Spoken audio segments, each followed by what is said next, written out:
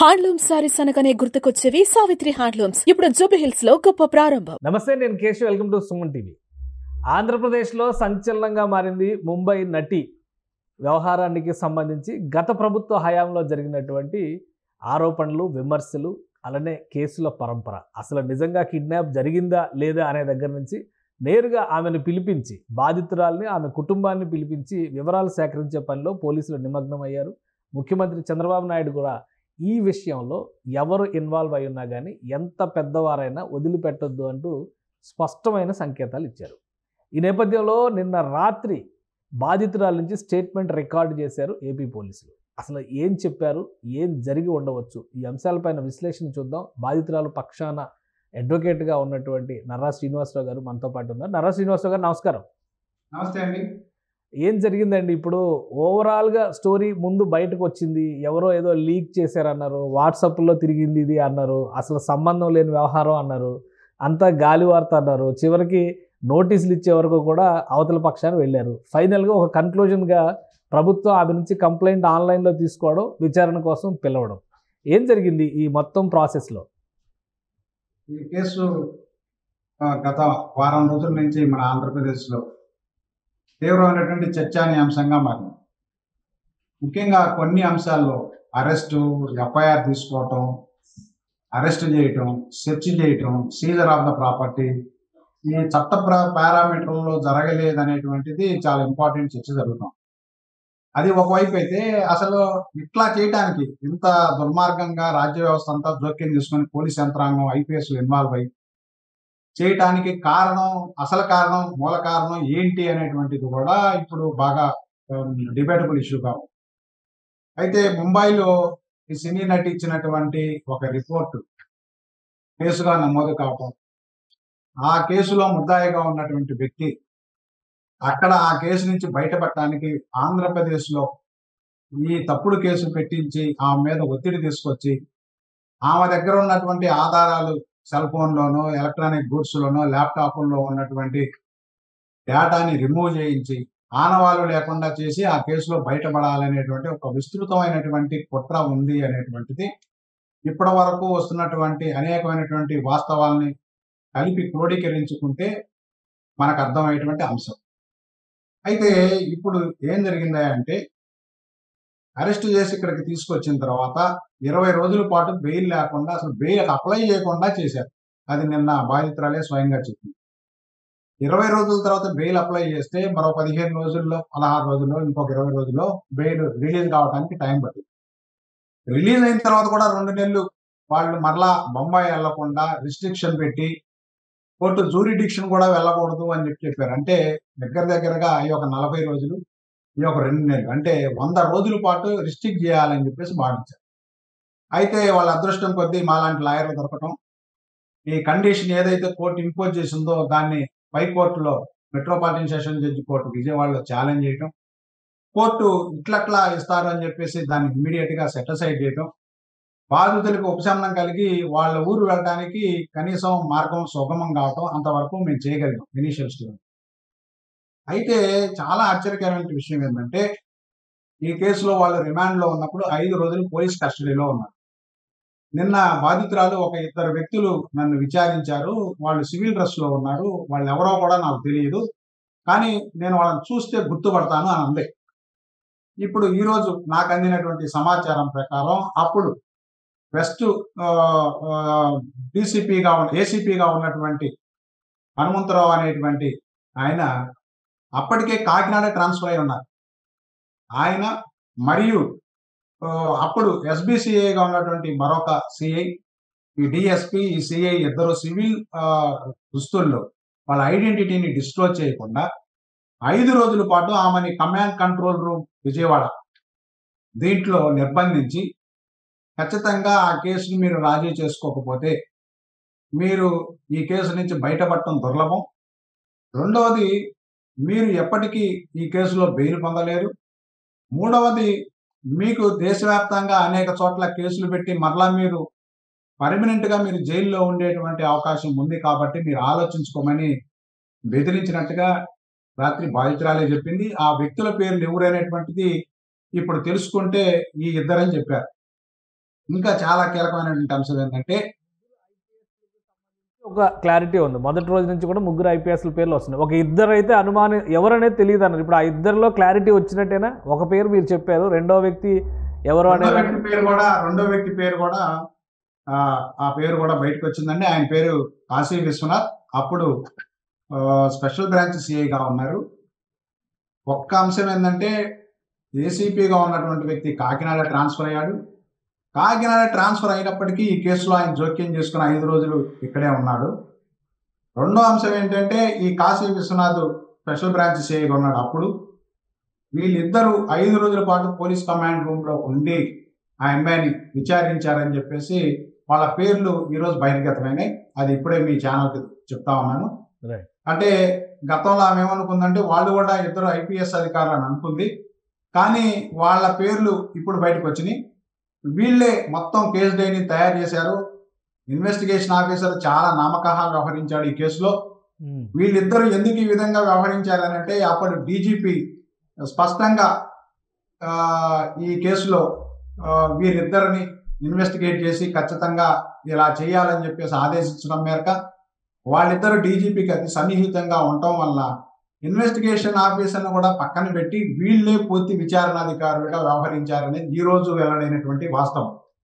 కాబట్టి మనం పరిశీలించిన మొత్తం పూర్వాపరాలను పరిశీలిస్తే చాలా పకడ్బందీగా ఈ కేసులో బాధితురాన్ని ఇన్వాల్వ్ చేయడానికి, అదేవిధంగా ఆమెను ఈ కేసులో ఇరికించి ఈ కేసు ద్వారా ముంబైలో ఉన్నటువంటి కేసుని క్లోజ్ చేసుకోవడానికి ఒక వ్యక్తికి మన ఆంధ్రప్రదేశ్ పోలీస్ యంత్రాంగం యావత్తు డీజీపీ దగ్గర నుంచి డిఎస్పీసీఐ దగ్గర నుంచి అదేవిధంగా సిపి వరకు పూర్తిగా సహకరించారనేటువంటిది వాస్తవం. కానీ ఒక విషయం వీళ్ళు పదే పదే కౌంటర్ ఎలిగేషన్ చేస్తున్నది. ఈమె ఒక హనీ ట్రాపర్, గతంలో కూడా చాలా మందిని ఇలానే వేధించింది. సో ఆమె ఓపెన్గా చెప్తుంది అలాంటి ఏమైనా కేసులు ఉంటే చెప్పండి అని. బట్ పదే పదే ఇదే మాట చెప్తున్నారు. మీకు ఒక క్లయింట్గా దీనికి సంబంధించి క్లారిటీ ఏమైనా ఇచ్చారా? నిన్న ఈ అంశాలకు సంబంధించి సోషల్ మీడియాలోను పత్రికల్లోనూ కొన్ని న్యూస్ ఛానల్స్లో వచ్చినటువంటి వాటిని సేకరించి మా క్లయింట్ని ఇన్స్ట్రక్షన్స్ అడగటం జరిగింది. తెలుగు మీడియాలో ఈ విధంగా వస్తూ ఉంది, మీరు దీనికి ఏం ఎక్స్ప్లెనేషన్ ఇస్తారనంటే ఆమె ఒక్కటే సమాధానం చెప్పింది. భారతదేశంలో ఎక్కడా కూడా నా మీద ఒక్క కేసు కూడా నమోదు కాలేదు. ఈ తప్పుడు కేసు తప్ప నేను ఎడ్యుకేషన్లో చాలా ట్రాక్ రికార్డు ఉంది. అదేవిధంగా ఒక నటిగా నేను అనేక సినిమాల్లో నటించాను. కొత్త సినిమా ఆఫర్లు వస్తూ ఉన్నాయి. నేను ఎట్టి పరిస్థితుల్లోనూ ఎవరిని హనీ ట్రాప్ చేయలేదు. ఒకవేళ ఆ విధంగా హనీ ట్రాప్ చేశానని ఎవరైనా ఆరోపిస్తే వారితో నేను డైరెక్ట్గా ప్రెస్ ముందే మాట్లాడతాను. ఆ విధంగా నిరూపణ చేయగలిగే వాళ్ళు ఎవరైనా ఉంటే ముందుకు రండి అని చెప్పేసి కూడా ఆమె పత్రికాముఖంగాను నిన్న ప్రెస్ మీడియా అందరికీ చెప్పింది. మాకు కూడా ఆ విధంగా ఇన్స్ట్రక్షన్స్ ఇచ్చి మీరు కూడా చెప్పండి మా తరపున అని చెప్పి చెప్పడం జరిగింది. అందుకనే నిన్న నేను సిపి గారి ఆఫీసులో ఆమె విచారణ జరుగుతూ ఉన్న క్రమంలో మీడియాను ఉద్దేశించి మాట్లాడుతూ ఆమె వ్యక్తిత్వ హననానికి పాల్పడుతూ కొంతమంది మీడియా ఛానల్స్, అదేవిధంగా ఈ యూట్యూబ్ ఛానల్స్ లేదా కొన్ని పత్రికలు ఆమె మీద నెగిటివ్ ప్రచారం చేస్తున్నాయి. ఒక్కటి నేను మీ మీడియా ద్వారా బయట పెట్టదలుచుకుంది ఏంటంటే, ఒక వ్యక్తికి కొన్ని లోపాలు ఉంటాయి అనుకోండి, ఆ లోపాలను బేస్ చేసుకొని తప్పుడు కేసు పెట్టి చట్ట వ్యతిరేకంగా ప్రవర్తించడానికి ఎవరికైనా అధికారం ఉందా మీరు చెప్పండి. ఒకవేళ కాసేపు ఆర్గ్యుమెంట్ సేక్, మేము కోర్టులో కూడా ఎలానే చెప్తాం, ఆర్గ్యుమెంట్ సేక్ ఆమె దగ్గర కొన్ని లోపాలు ఉన్నాయి లేకపోతే కొన్ని బలహీనతలు ఉన్నాయి అనుకుందాం, కాసేపు మాట వరుసగా అనుకుందాం, ఉన్నాయని నేను సర్టిఫై చేయట్లేదు. ఒకవేళ అలా బలహీనతలు ఉంటే ఆ బలహీనతలను బేస్ చేసుకొని తప్పుడు కేసు పెట్టి ఈ విధంగా బెయిల్ దొరకకుండా పోలీస్ కస్టడీలో వేధించి బయటకు వచ్చిన తర్వాత కండిషన్స్ పెట్టించి లేవిధంగా వాళ్ళని ఊరికి వెళ్లకుండా చేసి వాళ్ళని మానసికంగా, శారీరకంగా, ఆర్థిక పరంగా వాళ్ళ మొత్తం 18 బ్యాంక్ అకౌంట్లు సీజ్ చేసే అధికారం వీళ్ళకి ఎవరు ఇచ్చారండి? ఈ విధమైనటువంటి అధికారం రాజ్యాంగంలో కానీ చట్టంలో కానీ ఎక్కడైనా ఉందా? భారత రాజ్యాంగం ఏం చెబుతుంది? కానీ ఒక విషయం ఆమె గతంలో చెప్పినటువంటి కొన్ని ఛానల్స్కి ఇచ్చినటువంటి ఇంటర్వ్యూస్లో ఈ కేసుతో పాటు దేశంలో పలు చోట్ల తనపైన కేసులు పెట్టారు, ఆ ప్రయత్నం జరుగుతోంది అని దాని నుంచి సేవ్ చేయాలని రిక్వెస్ట్ చేసింది. ఇప్పుడు ఈ ఒక్క కేసు మాత్రమే ఉంది, మరి ఎక్కడ అసలు కేసులే లేవు అంటున్నారు. అంటే హనీ ట్రాప్ కేసులు లేవా, అసలు ఏ కేసు లేదా ఆమె పైన? మీకు క్లారిటీ చెప్పాల్సింది ఏంటంటే, ఆమె అరెస్ట్ అయ్యి ఇక్కడికి తీసుకొచ్చిన సందర్భంలో పోలీస్ అధికారులు ఆ విధంగా ఆమెను బెదిరించారు. ఓకే. ఓకే, పోలీస్ అధికారులు మీరు ఆ కేసు రాజీ పడకపోతే దేశంలో బెంగాల్లోను ఢిల్లీలోను అనేకమైనటువంటి రాష్ట్రాల్లో మీరు క్రిమినల్ కేసులు ఎదుర్కోవాల్సి వస్తుంది, మీ మీద తప్పుడు కేసులు పెట్టి దేశం మొత్తం తప్పుడు కేసులు పెట్టి మీరు పర్మనెంట్ గా మీ ఫ్యామిలీ మెంబర్స్ మొత్తం జైల్లో ఉండేటువంటి ఏర్పాటు చేస్తామని చెప్పి బెదిరించారని మాత్రమే చెప్పింది తప్ప, మీకు స్పష్టంగా మీ ఛానల్ ద్వారా చెబుతుంది ఏంటంటే ఆమె ఇన్స్ట్రక్షన్స్ ద్వారా ఎక్కడ ఈ కేసు తప్ప మరొక కేసు ఆమె మీద లేదు. రెండోది, ఆమె మీద వచ్చిన ఆరోపణలో కూడా ఏదైతే 2 ఆరోపణలు మీడియా ద్వారా వచ్చినాయి, ఒకటి ఏషియన్ పెయింట్స్ కు సంబంధించి ఎవరో ఒక వ్యక్తి ఇచ్చేశారని, ఆమె ఆ విషయంలో స్పెసిఫిక్ గా ఇన్స్ట్రక్షన్స్ అడిగితే ఆమె చెప్పింది ఏంటంటే, ఎందుకంటే వాస్తవాలు తెలియాలి, వ్యక్తిత్వ హననం చేసేవాళ్ళు ఇవి కూడా తెలుసుకోవాలి. లేదు నేను మీడియాలోనే చెప్పడం జరిగింది, మీకు ఏదైనా డేటా ఉంటే ఇవ్వండి, మా క్లయింట్ నేనే అడుగుతాను, మీకు ఇన్ఫర్మేషన్ ఇస్తాను. డేటా లేకుండా నిన్న ఒక పెద్ద ఆయన ఒక ఛానల్లో మాట్లాడితే ఇష్టం వచ్చినట్టు ఆమె మీద 40 కేసులు ఉన్నాయి, 50 కేసులు ఉన్నాయి అని చెప్పాడు. ఏమండి, డేటా ఉంటే ఇవ్వండి, 40 కేసులు బయట పెట్టండి, ఎఫ్ఐఆర్ మీడియాకి ఇవ్వండి, అడగండి, ఎక్స్ప్లెనేషన్ తప్పేమీ లేదుగా. ఏమీ లేకుండా 40 ఉన్నాయి, 50 ఉన్నాయి, ఇది వ్యక్తిత్వ హననానికి చేస్తున్నటువంటి టార్గెటెడ్ ప్రచారం అని చెప్పేసి నేను చెప్తా ఉన్నా. నిజంగా ఆ మీద అట్లాంటి ఎఫ్ఐఆర్లు ఉంటే బయట పెట్టండి. ఎఫ్ఐఆర్ ఈ రోజు ఒక్క నిమిషంలో డౌన్లోడ్ చేసుకోవచ్చు. ఏషియన్ పెయింట్స్ కి సంబంధించిన వ్యక్తి గురించి కూడా మీడియాలో వచ్చింది, దానికి ఏంటి క్లారిటీ ఏమి ఇచ్చారు? అదే నేను మా క్లయింట్ని నిన్న ఈ కొన్ని పత్రికల్లో వచ్చినటువంటి వార్తల్ని ఆమెకు చదివినిపించి ఇట్లా వచ్చింది, దీని మీద మీరు ఏం చెప్తారని చెప్పేసి ఆమెను ఎక్స్ప్లెనేషన్ అడగటం జరిగింది. ఆమె చెప్పింది ఏంటంటే, నేను మ్యారేజ్ ప్రపోజల్స్ కొంతమంది మధ్యవర్తుల ద్వారా ఆ మ్యారేజ్ ప్రపోజల్ వచ్చింది, వాళ్ళు అన్ని ఏర్పాట్లు చేసుకొని మ్యారేజ్ ఫిక్స్ అవుతున్న సందర్భంలో వాళ్ళు బ్రేక్ చేసేసి నా మీద వ్యతిరేక ప్రచారం చేస్తా ఉన్నారు. ఆ విధంగా అతని మీద నాకు గ్రీవెన్స్ ఉంది, నేను పోలీసులను కూడా సంప్రదించిన మాట ఆ విషయంలో వాస్తవం. మ్యారేజ్ కావాలని ఈ పీపులే ఎవరైతే వీళ్ళు ఉన్నారో వీళ్ళే చెడగొట్టడానికి ఈ విధంగా అన్ని రకాలుగా నా మీద దుష్ప్రచారం చేశారు గతంలో కూడా. కాబట్టి వాళ్ళతోటి మ్యారేజ్ అలయన్స్ కుదిరేటువంటి సందర్భంలో వాళ్ళు వచ్చి మాతోటి మాట్లాడుకోవటం, మధ్యవర్తుల ద్వారా దాన్ని ఫిక్స్ చేసుకునే క్రమంలో అది బ్రేక్ అయిన తర్వాత వాళ్ళు నా మీద నెగిటివ్ ప్రచారం చేశారు, నేను లీగల్ యాక్షన్ తీసుకుంటానని, వాళ్ళ మీద కూడా నేను లీగల్ యాక్షన్ తీసుకుంటాను. ఆ తర్వాత ఈ పారిశ్రామికవేత్త విషయం ఒకటి, ఈ 2 అంశాల్లోనూ ఆమె క్లారిటీ ఉంది. నేను ఎవరిని హనీ ట్రాప్ చేయలేదు, ఒకవేళ ట్రాప్ చేశానని కనుక భావిస్తే ఆ వ్యక్తుల్నే చెప్పాలని నేను వాళ్ళతోటే ఓపెన్ డిబేట్ లో పాల్గొంటాను, అది ప్రూవ్ చేయమనండి, దేనికైనా నేను సిద్ధంగా ఉన్నాను, ఏ పనిష్మెంట్ కానీ అంది.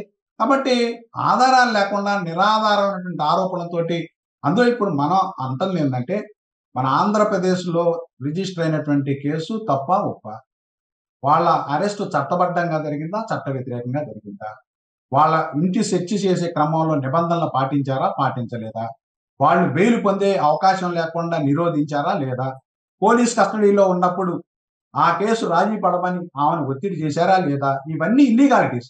ఈ ఇల్లీగాలిటీస్ మీద మాట్లాడకుండా ఇంకొక మాట, ఆంధ్రప్రదేశ్ ఉమెన్ కమిషన్, మహిళా కమిషన్ చైర్పర్సన్ ఏం చెప్పారంటే, మహారాష్ట్రలో కూడా మహిళా కమిషన్ ఉంది, నేషనల్ ఉమెన్ కమిషన్ కూడా ఉంది, ఎక్కడా ఫిర్యాదు చేయకుండా మీడియా ముఖంగా ఆమె ఎందుకు రాద్ధాంతం చేస్తుంది అనే ప్రశ్న ఒకటి అడిగారు.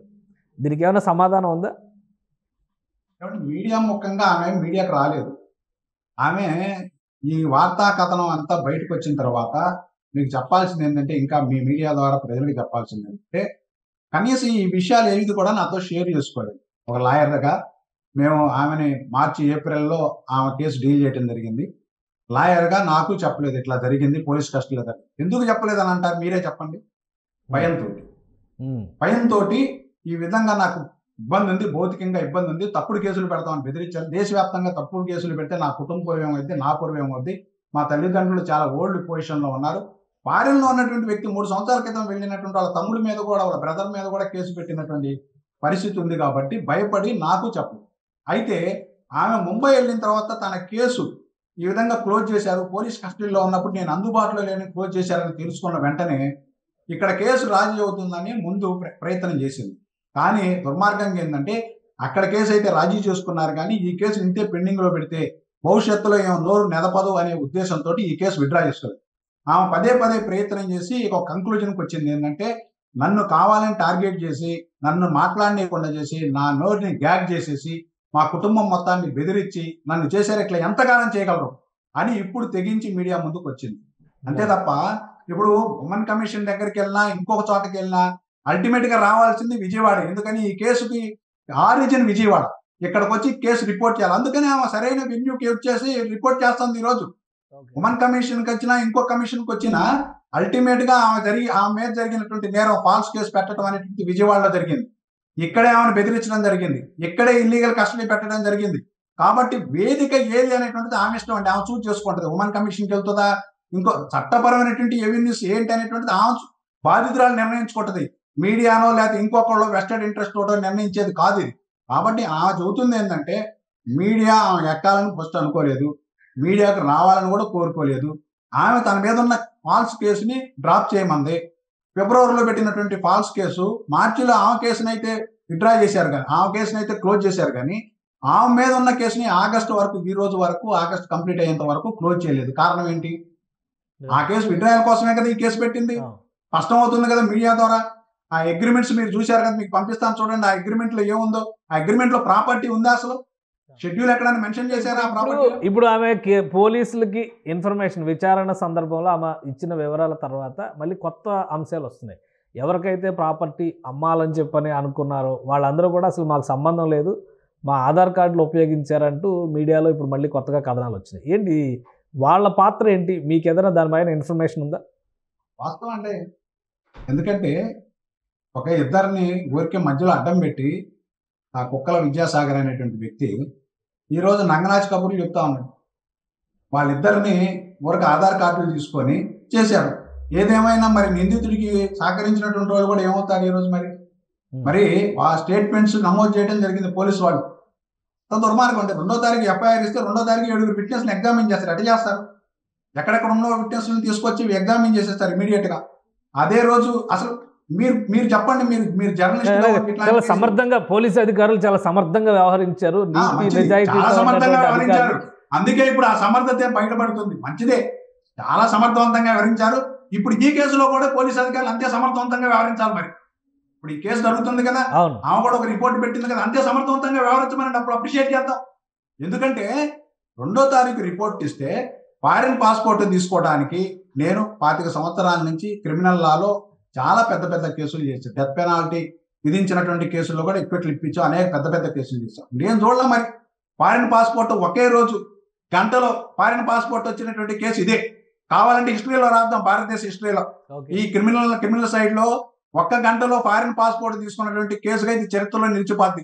అదే విధంగా సెర్చి వారెంట్ కూడా అదే రోజు తీసుకున్నారు. అసలు సాక్షులు ఎప్పుడు విచారించారు, సెర్చి వారెంట్కి ఎప్పుడు వేశారు, ప్రైమాఫేసి మెటీరియల్ ఎప్పుడు వచ్చింది? ఇంకో విచిత్రం చెప్పమంటారా? ఇక్కడి నుంచి 2 రోజుల ముందే వెహికల్స్ బయలుదేరి బొంబాయి వెళ్ళిపోయి అదే వెహికల్స్ లో వాళ్ళని తీసుకొని ఇక్కడికి వచ్చారు. అంటే మీకు ఏం అర్థం అవుతుంది? ఎఫ్ఐఆర్ కంటే ముందే ఒక పకడ్బందీ ప్లాన్ తోటి వెహికల్స్ అక్కడికి తరలించి అదే వెహికల్స్ లో తీసుకొచ్చారు. సీసీ కెమెరాలు, ఫోన్ డేటా ఇవన్నీ బయటకు వస్తాయి. వచ్చినప్పుడు ఏ అధికారులు దీంట్లో ఉన్నారు, ఎంత పెద్ద అధికారులు ఉన్నారు, ఎవరెవరు ఉన్నారు అనేటువంటిది 4-5 రోజుల్లోనే మీకు వెల్లడవుతుంది. తొందర ఎందుకు? చూద్దాం. మంచి ఫాస్ట్ రికార్డు ఉంది కదా, చాలా చక్కగా చాలా ఫాస్ట్ గా చేశారు కదా ఇన్వెస్టిగేషన్. అదే ఫాస్ట్ గా ఇప్పుడు కూడా చేయమనండి. ఒకవేళ ఫాల్స్ కేసు అయితే ఫాల్స్ కేసు అనే పెట్టమనండి, చూద్దాం ఏం జరుగుతుందో. అంటే సమర్థులైన అధికారుల పైన బురద జల్లడం ఒకటి, రెండోది అప్పటి ప్రభుత్వంలో కీలకమైన ఆల్రెడీ లీగల్ నోటీసులు కూడా ఇచ్చారు. అక్కడ ప్రభుత్వంలో ఉన్నటువంటి సలహాదారుల మీద తప్పుడు ప్రచారం చేస్తున్నారు అని. సో దీన్ని ఏ విధంగా చూడాలి, ప్రజలు ఏ విధంగా అర్థం చేసుకోవాలి? మనం వాళ్ళ సమర్థతని అభినందిద్దామండి. వాళ్ళు నిజంగా సమర్థవంతమైన అధికారులు అయితే అభినందిద్దాం, తప్పేం లేదు. సమర్థవంతమైన అధికారులు కూడా అసమర్థవంతంగా కొన్ని సందర్భాల్లో ప్రదర్శించి ఉండొచ్చు, అది ఈ కేసు అయి ఉండొచ్చు. వాళ్ళ సమర్థత గురించి మనం ఏం టెస్టిఫికేషన్ ఇవ్వట్లేదు, సర్టిఫికేషన్ ఇవ్వట్లేదు. వాళ్ళ సమర్థతను మనం అభినందిద్దాం. వాళ్ళు పెద్ద కేసుల్లో మంచి కేసుల్లో మంచి ఇన్వెస్టిగేషన్ చేస్తే మేము అభినందిస్తాం. కానీ ఈ కేసులో సమర్థత ప్రదర్శించలేదు. కావాలని కొన్ని వెస్టెడ్ ఇంట్రెస్ట్ పనిచేయడం ద్వారా వాళ్ళకు అనుకూలంగా ఒక్క రోజులోనే ఎఫ్ఐఆర్, ఒక్క రోజులోని ఇన్వెస్టిగేషన్, ఒక్క రోజులోని ఫారిన్ పాస్పోర్ట్, ఒక్క రోజులోని సెర్చి వారెంట్, నెక్స్ట్ రోజు వెళ్ళి అరెస్ట్ చేయటం, అది కూడా సెర్చి సీజర్ చేస్తే ఏమండి, నేను మిమ్మల్ని మీ మీడియా ద్వారా ఒక్క అంశాన్ని తెలియజేసుకున్న ప్రేక్షకులందరికీ, సెర్చి చేసిన తర్వాత ఏమేమి సెర్చి చేశారు, సెర్చి ఆర్టికల్స్ ఏం సీజ్ చేశారు అనేటువంటిది రిపోర్ట్ ఇవ్వాలా లేదా? యజమానికి రిపోర్ట్ ఇవ్వాలా లేదా? ఇచ్చారా ఈ కేసులో? అసలు వాళ్ళకి ఏమి సెర్చ్ చేసింది, ఏమి సీజ్ చేసింది అనేటువంటిది వాళ్ళని డార్క్ లో పెట్టేసేసి వాళ్ళని బంధించేసేసి ఒక పక్కన బంధించేసేసి వాళ్ళ ఇంటి మొత్తాన్ని వాడు స్వాధీనం చేసుకొని వాళ్ళ ఇంట్లో ఏ దొరికితే దాన్ని మొత్తాన్ని స్వాధీనం చేసుకొని దొంగల్లాగా దోపిడీ దొంగల్లాగా వ్యవహరించడం. ఏంటి బంగారం ఉంగరం పోయింది అని అంటున్నారు, ఇవన్నీ నిజమేనా? బంగారం ఉంగరం ఒకటి మిస్ అయింది, అన్ని ఏమేం పోయింది, ఏం జరుగుతుంది అనేటువంటిది నెక్స్ట్ వస్తుంది. కానీ ముందు కేసు పరిమితం అవుదాం. మిగతా అన్ని పోలీసులు ఎట్లా దోపిడీ వ్యవహరించారు, దొంగతనంగా వ్యవహరించారు ఇవి కూడా బయటకు వస్తాయి. కానీ ఈ కేసుకు సంబంధించి సెర్చ్ సీజర్ జరిగిన తర్వాత ఏమి సెర్చ్ చేసి ఏమి సీజ్ చేశారు అనేటువంటిది ఓనర్లకు ఇవ్వలేదు. దానివల్ల వాళ్ళు రిమాండ్ అయ్యేంత వరకు కూడా రిమాండ్ రిపోర్ట్లో మెన్షన్ చేయటం తప్ప వాళ్ళకి సమాచారం ఇవ్వలేదు. రెండోది 16 గంటల పాటు సీనియర్ సిటిజన్స్ వాళ్ళు 73 ఏళ్ళు 68 ఏళ్ళు వాళ్ళ తల్లిదండ్రుల్ని అంత దూరం ట్రావెల్ చేయనిస్తారా? ఇది సాధ్యమేనా? ఎంత మానసిక క్షోభకు గురై ఉంటారు వాళ్ళు. అంటే మనం అంటుంది ఈ కేసులో ఎన్ని ఇర్రెగ్యులారిటీస్ ఇల్లీగాలిటీస్ జరిగినాయి అనేదే మా ప్రశ్న. దీంట్లో పొలిటికల్ వ్యక్తులు ఉన్నారా లేకపోతే ఇంకొకరు ఉన్నారా మాకు సంబంధం లేదు. అవన్నీ బయటకు వస్తాయి. ఇదంతా తప్పుడు ప్రచారం అని లీగల్ నోటీసులు కూడా ఇచ్చారు. దానికి సంబంధించి గత ప్రభుత్వంలో సలహాదారుగా ఉన్నటువంటి ఒక వ్యక్తి మీడియా సంస్థలకి లీగల్ నోటీసులు ఇచ్చారు. ఇదంతా తప్పుడు ప్రచారం, లేనిపోని ఇంటర్వెన్షన్స్ క్రియేట్ చేస్తున్నారు అని చెప్పని లీగల్ నోటీసులు ఇచ్చారని సమాచారం వచ్చింది. సో నేను మీ మీడియా ద్వారా ఒక ప్రశ్న ఏదలుచుకున్నాను అంటే, ఈ కేసు ఇన్వెస్టిగేషన్ లో కింది స్థాయి అధికారుల దగ్గర నుంచి పై స్థాయి డీజీపీ అధికారి వరకు ఒక 20 మంది ఉన్నారు. వాళ్ళ కాల్ డేటాని స్వచ్ఛందంగా వాళ్ళే బయట పెడతారా అనేది కనుక్కోండి. వాళ్ళ కాల్ డేటాని వాళ్ళు స్వచ్ఛందంగా బయట పెడతారా లేదా? లేదు వాళ్ళ వాట్సాప్ సందేశాలు ఏవైతే ఉంటాయో ఆ రిట్రైవ్ చేసేసి ఆ వాట్సాప్ సందేశాలను బయట పెడతారా? లేదు వాళ్ళ మూవ్మెంట్స్ ఆ టైంలో ఇప్పుడు మేము ఎవరెవరైతే అధికారుల పేర్లు చెప్పామో వాళ్ళ మూవ్మెంట్స్ వాళ్ళంతలో వాళ్ళు స్వచ్ఛందంగా వెల్లడించమనండి. తప్పు ఒప్పో తేలిపోద్ది. వాళ్ళు ముంబై వెళ్ళలేదా? ఒక్క రోజులోనే ముంబై చేరుకోలేదా? అరెస్ట్ చేయలేదా? ఇది ఒక సివిల్ కేసు అండి. 467లో 10 years ఇంప్రిజన్మెంట్ ఉంది. మిగతా సెక్షన్స్ అన్ని కూడా 7 సంవత్సరాల లోపు జైలు శిక్ష విధించదగిన కేసులండి. సివిల్ కేసులో అంత హర్రీబరీ ఏందండి నీకు? ఒక్క రోజులో ఎఫ్ఐఆర్ తీసుకొని ఒక్క రోజులోనే మొత్తం కంప్లీట్ చేసుకొని పాస్పోర్ట్ తీసుకొని అక్కడ అరెస్ట్ చేసి ఇంతమంది పోలీస్ అధికారులు వెళ్ళి వచ్చిన తర్వాత మళ్ళీ పోలీస్ కస్టడీలో 5 రోజులు పోలీస్ కస్టడీకి తీసుకొని ఆమె ఏం చెప్పింది అంటే, మీరు గమనించండి, కోర్టు ఆర్డర్ కూడా చూసుకోండి కావాలంటే, బెయిల్ ఆర్డర్లు ఏముందో. కోర్టుకి సీజర్ మెటీరియల్ని పోలీస్ అధికారులు సమర్పించలేదు, బెయిల్ డిస్పోజ్ అయ్యేంత వరకు సమర్పించలేదు. ఎందుకు సమర్పించలేదంటారు మీరు చెప్పండి. కారణం ఏమై ఉంటుందో మీరే ఊహించండి. కాబట్టి వాళ్ళకి కావాల్సింది ఫోన్ డేటా, అదేవిధంగా ఎలక్ట్రానిక్ గ్యాడ్జెట్స్లో ఉన్నటువంటి డేటా. ఆ డేటాని ఆమె పాస్వర్డ్ అవన్నీ చెప్పకపోయేసరికి 5 రోజులు ఆమె హింసించారు, మానసికంగా హింసించారు. మళ్ళా దాన్ని ఎక్స్పర్ట్ చేసుకొచ్చి దాన్ని ఓపెన్ చేయడానికి ప్రయత్నం చేశారు. ఆమె ఐపీ అడ్రస్ కూడా తర్వాత బయటకు వచ్చిన తర్వాత ట్రేస్ చేసుకుంది. అంటే దీని అర్థం ఏంటి? ఒక డేటా నీకు ఎందుకు కావాల్సి చేశారా? ఇంతకీ డేటా బ్రేక్ చేశారా? ఆ డేటా చెప్పాలని మరి ఇది వాళ్ళ పొజిషన్ లో ఉంది కాబట్టి ఆమె క్లారిటీ ఉంటుంది కదా, ఓపెన్ చేశారా లేదా అనేది క్లారిటీ వచ్చిందా? ఖచ్చితంగా ఓపెన్ చేశారు. అది ఒక ఎక్స్పర్ట్ ద్వారా ఓపెన్ చేశారు. దాంట్లో వాళ్ళకి కావాల్సిన డేటా వరకు డిలీట్ చేసుకున్నారు. ఇప్పుడు అదే ప్రశ్న, ఇవన్నీ ఇన్ని ట్యాంపరింగ్లు ఎందుకు చేయాలి? ఎంత హర్రీబర్రీ ఎందుకు చేయాలి? ఇలాంటి అరెస్ట్ ఎందుకు చేయాలి? బెయిల్ రాకుండా ఎందుకు చేయాలి? ఒకటా ఇల్లీగాలిటీ? ఒకటి కాదే, 100 ఇల్లీగాలిటీస్ ఈ కేసులో. నెక్స్ట్ ఏంటి మరి? పోలీస్ అధికారులు విచారణ జరిపారు, ఇప్పుడు డేటా కావాల్సిన ఇన్ఫర్మేషన్ తీసుకున్నారు, వాళ్ళు ఆల్రెడీ డేటా చౌర్యం కూడా చేశారని మీరు అంటున్నారు. ఆమె వస్తువులు పోయినాయని చెప్తున్నారు, న్యాయం జరగాలంటారు. Next course of action police side నుంచి కానీ గవర్నమెంట్ సైడ్ నుంచి కానీ ఏముండొచ్చు? ముందు కేసు క్లోజ్ చేయాలండి. ఇది ఫాల్స్ కేసు. ఎందుకో చెప్పంటారా? ఏదైతే ప్రాపర్టీ ఈ ట్రాన్సాక్షన్ ఇన్వాల్వ్ అయిందో ఆ ప్రాపర్టీ ఆయన బ్యాంకుల్లో తనఖా పెట్టాడు, ఏపీఎస్ఎఫ్సిలో తనఖా పెట్టాడు. తనఖా పెట్టిన ఆస్తిని తలకాయంలో ఎవడైనా ట్రాన్స్ఫర్ చేసుకోగలుగుతాడండి? చూసుకోరా? కోట్ల రూపాయల విలువైనటువంటి ఆస్తి రిజిస్ట్రేషన్ చేసుకోవాలంటే ముందు ఈసీ తీసుకుంటారు. మీరైనా నేనేం చేసేదంటే ఈసీ తీసుకుంటాం కదా. ఇప్పుడు మీరు ఈసీ తీసుకొని చూడండి, సర్వే నెంబర్ తోటి ఆన్లైన్లో వస్తుంది మీకే. ఏ మీడియా పర్సన్ అయినా తీసుకొని చూడండి, ఎప్పటి నుంచి అది మార్కెట్లో ఉందో చూడండి. అంటే మీకు ఏం అర్థమవుతుంది? అగ్రిమెంట్ ట్రూ ఆ ఫాల్సా? దాన్ని బేస్ చేసుకునే కదా నువ్వు ముంబై నుంచి వాళ్ళని అరెస్ట్ చేసి ఇక్కడ తీసుకొచ్చావు. మిగతా అఫెన్సులు అన్నీ కూడా 41 నోటీస్ ఇవ్వాల్సిన అఫెన్సులు, 467 తప్ప. 467 ఉన్నటువంటి ప్రాతిపదిక అగ్రిమెంట్ లో ఉన్నటువంటి ప్రాపర్టీ మార్టగేజ్. ఇంకేందండి కేసు ఇక్కడ? అకౌంట్స్ ఫ్రీజ్ చేశారన్నారు కదా, బ్యాంక్ అకౌంట్స్ అన్ని రిలీజ్ చేశారా? దానిపైన యాక్షన్ తీసుకున్నారా? ఈ రోజు పోలీస్ అధికారులు మాకు స్పష్టమైనటువంటి ఇన్సూరెన్స్ ఇచ్చారు. ఖచ్చితంగా అకౌంట్స్ ముందు ఫ్రీజ్ చేస్తామని అన్నారు. అసలు పోలీస్ అధికారులు ఆ విధంగా అకౌంట్స్ ఫ్రీజ్ చేయకూడదు, అయినా ఫ్రీజ్ చేశారు. వాళ్ళ ప్రాపర్టీ 6 కోట్ల విలువైనటువంటి ప్రాపర్టీ, ఒక హౌస్ ఫ్లాట్ ని దాన్ని కూడా రిజిస్టరింగ్ డిపార్ట్మెంట్ లో సింపుల్ గా ఒక లెటర్ ఇష్యూ చేయడం ద్వారా అక్కడ ముంబై పోలీసులతో కూడా పొల్యూడ్ అయ్యి ఈ విధమైనటువంటి పనులు చేశారు. అట్లానే ఎలక్ట్రానిక్ గ్యాడ్జెట్స్ ఏవైతే ఉన్నాయో మొత్తం వాళ్ళ ఇంట్లో ఉన్నటువంటి అన్ని ఎలక్ట్రానిక్ గ్యాడ్జెట్స్ ఎక్కడైతే స్టోరేజ్ అవకాశం ఉందో మొత్తం తెచ్చుకున్నారండి. ఏంటి అవసరమైంది ఇవన్నీ, ఎందుకు అవసరమైందండి? కానీ ఇవన్నీ వచ్చేసినా కానీ విద్యాసాగర్ చాటింగ్కి సంబంధించి కానీ విద్యాసాగర్ ఫోటోలకు సంబంధించి కానీ ఇంకా డేటా అంతా ఎక్కడుంది, ఎలా తీయగలిగారు, అవన్నీ మీడియా ముందరకు ఎలా తీసుకురాగలిగారు? ఇవన్నీ బాధితురాలను అడగండి నంది గారు. ఎందుకంటే 2014 నుంచి 2017 వరకు వాళ్ళిద్దరి మధ్య స్నేహం నడిచింది. నేను కూడా నేను ఏదో సినిమాలు చేస్తానని చెప్పేసి వెళ్ళి ఆ సినిమా సంస్థల ద్వారా ఆమె డబ్బులు ఇప్పించారు. ఆమె యాక్టర్ కాబట్టి దాన్ని యాక్సెప్ట్ చేసింది. ఆ తర్వాత దాన్ని అడ్వాంటేజ్ గా తీసుకొని అతను ఏదో చేయాలనుకోండి, పెళ్లి చేసుకోవాలని ప్రపోజల్ పెట్టాడు. ఆమె తిరస్కరించిన, ఆమె చెప్పింది ఓపెన్.